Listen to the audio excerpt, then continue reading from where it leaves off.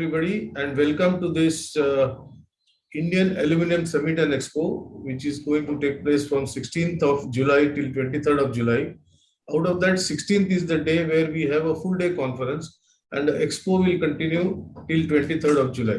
So this is the format of this event. I welcome all the dignitaries, all the speakers, all the delegates, sponsors, and supporters of this event to this grand Indian Aluminium Summit. I also welcome Mr. Abhijit Pati, CEO and whole-time director of Balco. Good morning, Mr. Pati, and thanks for sparing some time for this inauguration session.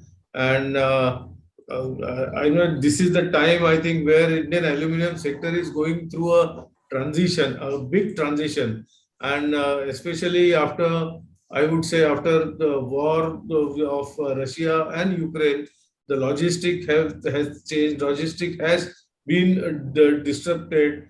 Then the raw material prices have been on the higher side. The demand has been, sometimes subdued also. So there is lot of changes, lot of fluidity in the market. So on this backdrop, this conference is happening. And so we would here discuss about technology. We would discuss about emerging processes. We would discuss about the market dynamics, the price dynamics. We would also discuss about the hedging and forward trading, how it can help the industry. So all these things we have in basket for today. And I again welcome Mr. Pati. The other dignitaries of the inauguration session are in the process of joining. But meanwhile, I will ask Mr. Pati to say a few words on this occasion. Mr. Pati, please. No, thank you very much. And a very warm and good morning to all my veterans in this particular metal industry, and as well as the esteemed audience. We are gathered here today when the world economy is in a very critical juncture. That's what you said. And steps in the right direction can only propel our country like India onto the path of exceptional growth to be a global champion. That's my firm belief. In the next decade, India is poised to grow by around 7 to 8%. And the fastest growing large economy of the world. But here the important thing is to ensure that this particular growth should be made through a domestic production and the value addition, and not through our reliance on our import. That's very important. And with the present scenario of the global war situations, the imports and other things are really challenging. Yeah, I have given him the login password again. And thereby we need to really see that how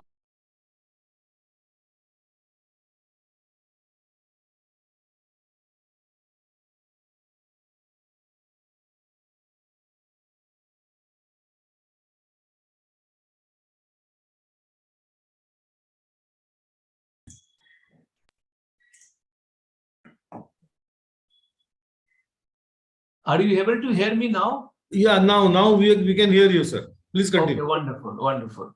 So aluminium can play a very critical role in making India truly Atmanirbhar. And this strategic metal can make India's ambition of becoming a global manufacturing hub, which will certainly come true. That's my firm belief. Aluminium, as you know, is the second most important metal in the world today, and also the fastest growing.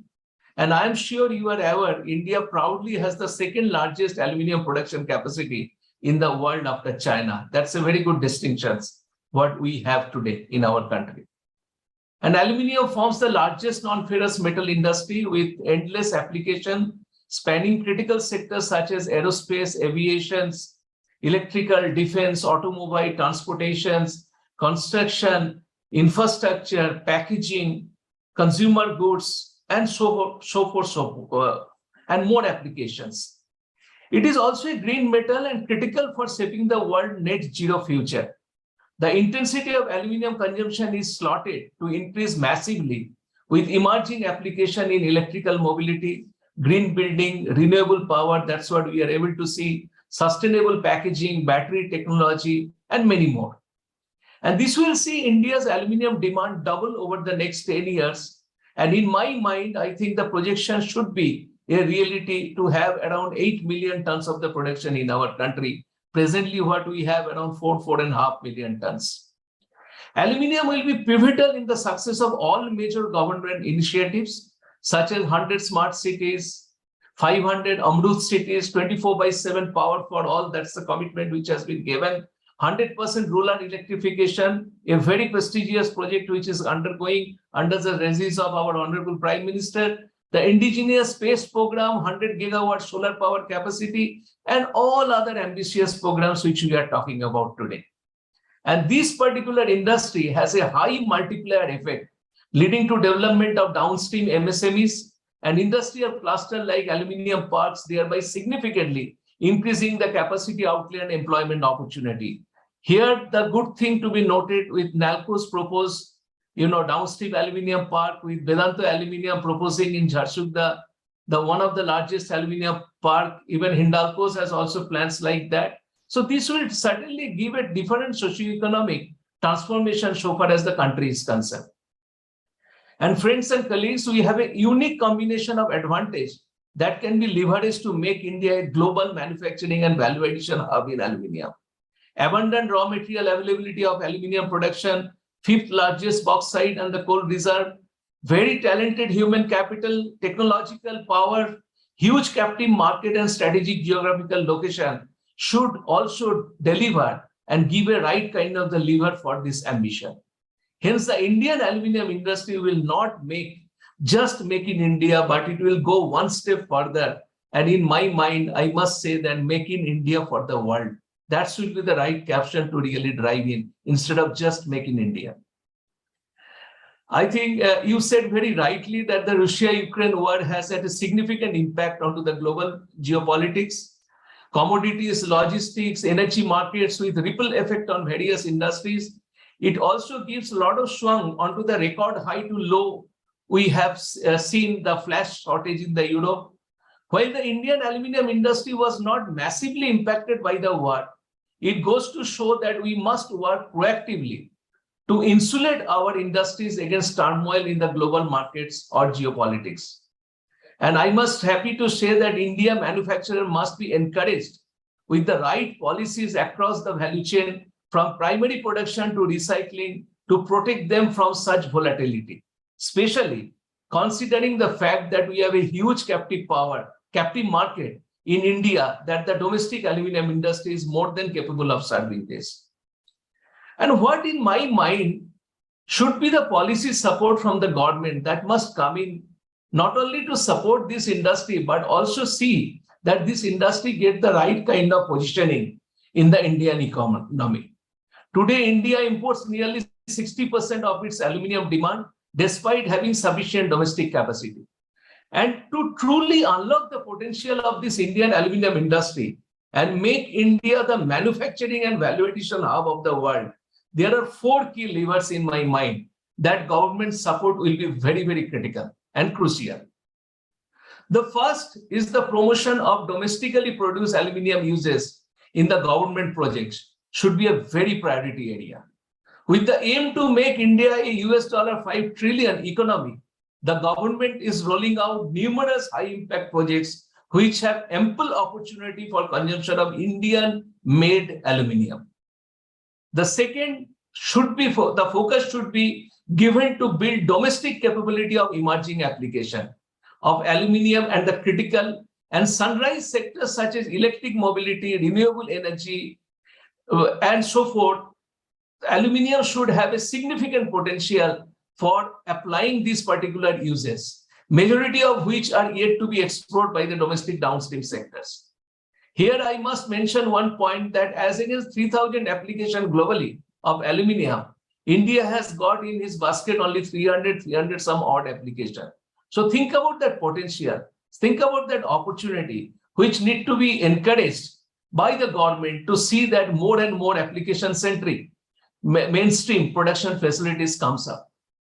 The third, which is important and very important in my mind, is the potential of aluminium industry should be recognized as a core sector with a national aluminium policy. We have been talking this for many years, but I think time has come where we need to get the right kind of the batting for this.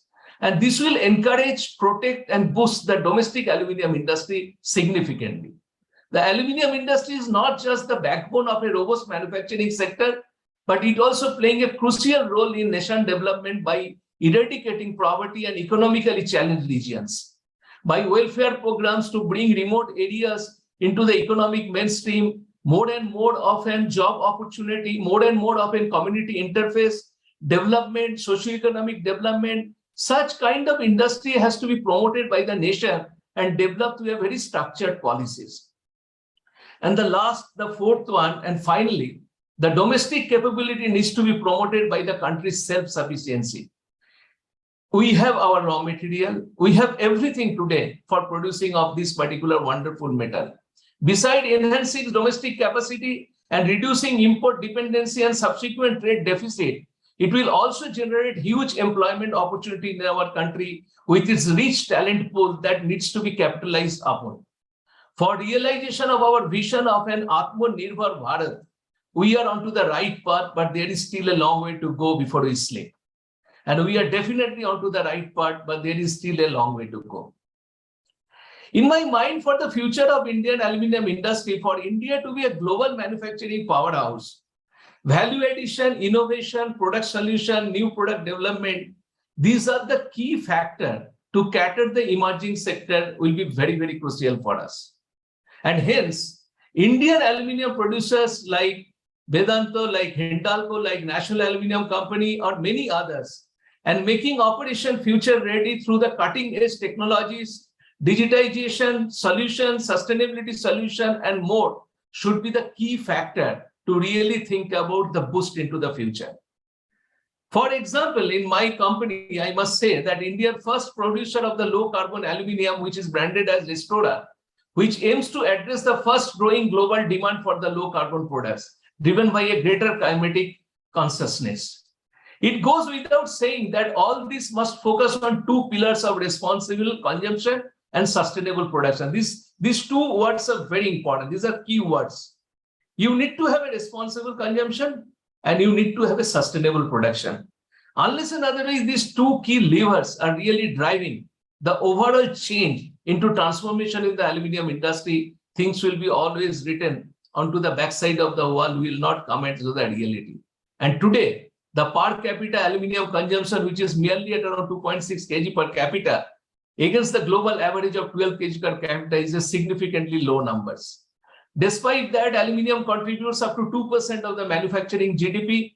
Per capita consumption of aluminium is certain to grow as the economy grows and standards of the living improves in our country. Representatives from the entire Indian aluminium industry are here today. I'm so happy to be part of this particular forum. Together, we are going to save India's Amrit Kal, 25 years of glorious development of the country powered by the aluminium. Ladies and gentlemen, let us together commit to shaping the future of our country, communities, and future generation in a safe, sustainable, and inclusive manner. I must say today time has come. It's not only the technology, it is a question of our own research and talented mind. A significant amount of the contribution by the primary aluminium producer, supporting secondary and tertiary aluminium producer by way of a research and development and lot of innovation centers, and the support, not only creating this particular juncture, those kind of the institution, but to really support to speed up the growth and consumption of this beautiful metal in our country. Thank you very much, ladies and gentlemen, for your patience listening. And I really embedded with such kind of wonderful forum to share a few of thoughts of mine. Thank you very much and Jai Hind. Thank you, Mr. Pati. Actually, you have really elaborated the present status of Indian aluminium industry very rightly, and your suggestions to the policymakers are also very valid, sir. So let us go ahead on the path which you have described, and thank you very much for sparing your time, sir. And with your support, I think that we will have a fantastic discussion throughout the day, and we'll chart the future course of action for aluminum industry. Thank you very much, sir. Thank you very much. Thank you. Now we move on to our next dignitary, Mr. Reddy, who is MD of MCX. I welcome Mr. Reddy. He has spared time from his busy schedule, and I now hand over the dais to Mr. Reddy. Mr. Reddy, please. Thank you, Mr. Chandekar and Mr. Pati and Mr. Sanjay for inviting me for this program. And Metalworld is a reputed,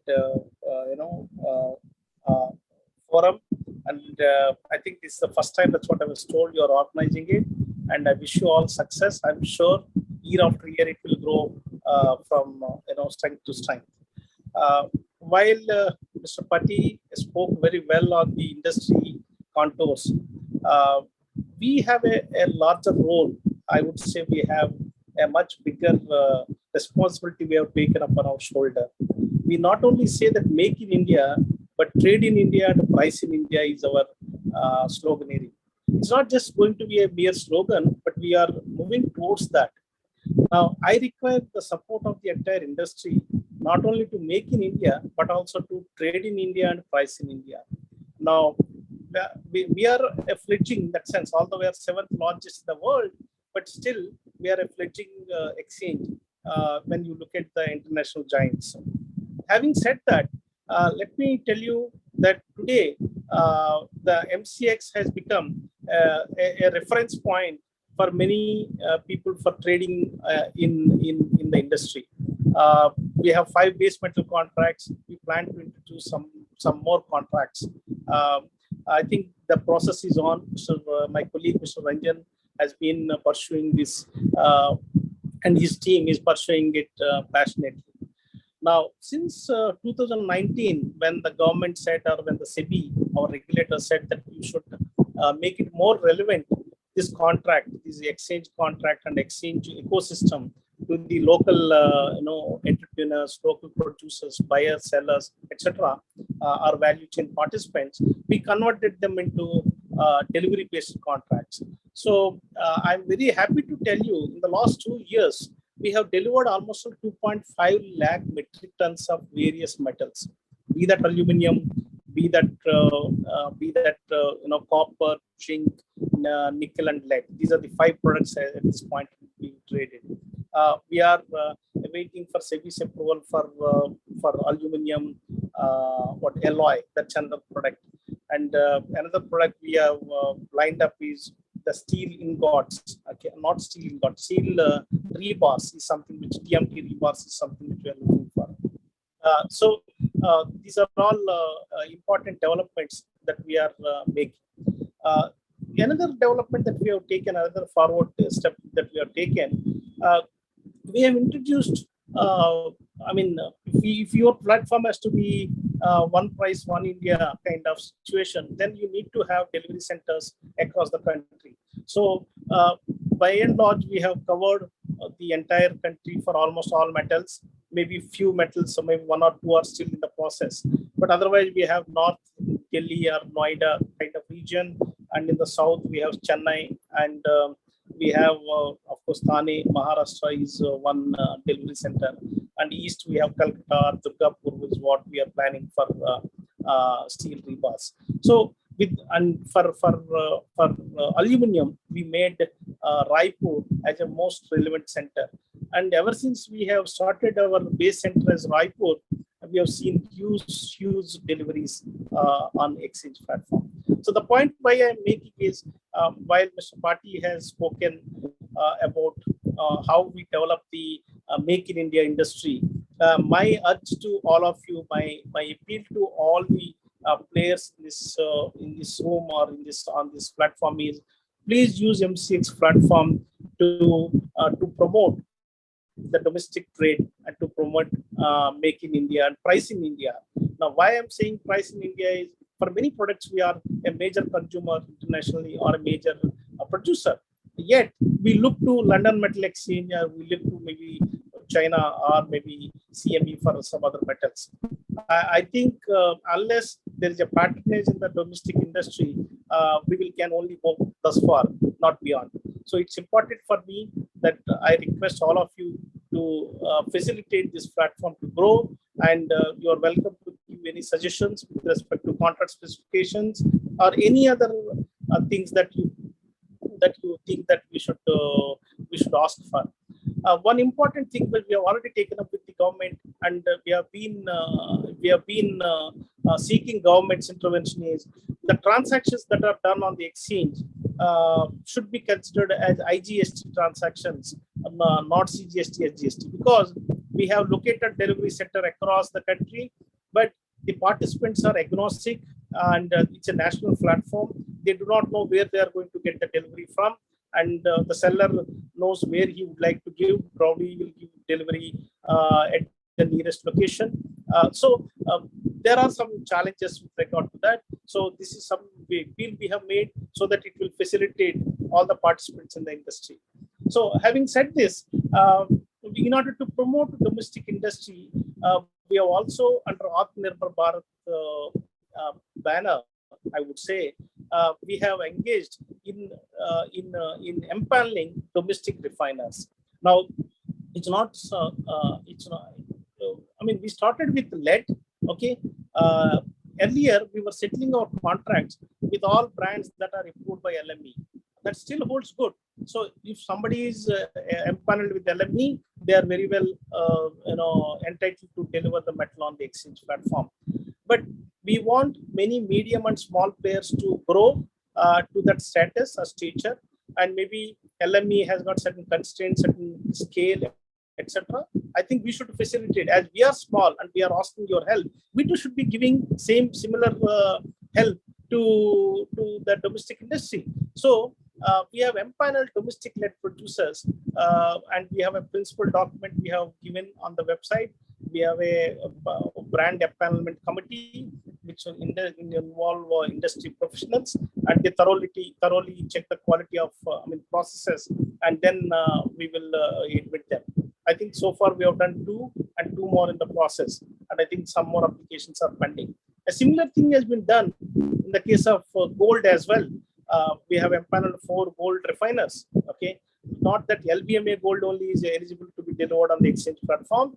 We have also enabled Titan Refinery, Titan Industries Refinery is empaneled, and so are MD Overseas, Bundan, and Agmont. These are the 4 were delivered.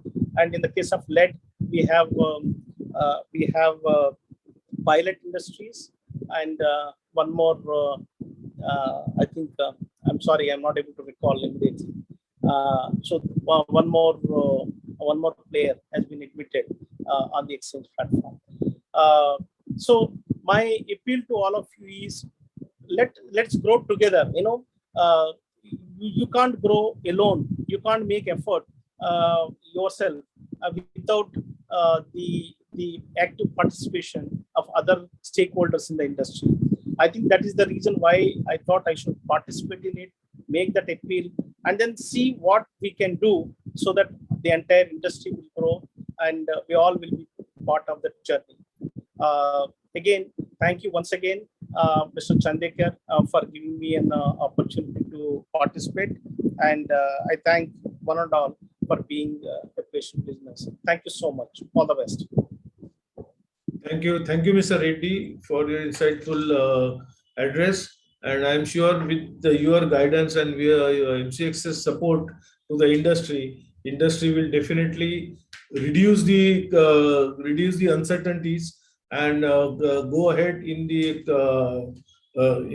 time to come. So thank you very much for your inaugural address, sir. And this brings us to the end of this session. And we take a 10 minutes break, and after that we will have the next session, which is a panel discussion on emerging technology trends in aluminum sector.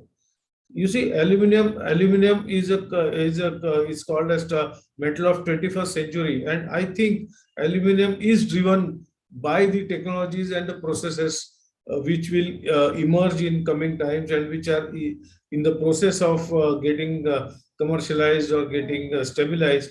And with this, I again thank all the dignitaries, Mr. Reddy and Mr. Pati, for being with us in the inauguration session. And we take 10 minutes break, and after that we'll start with the panel discussion. Thank you very much.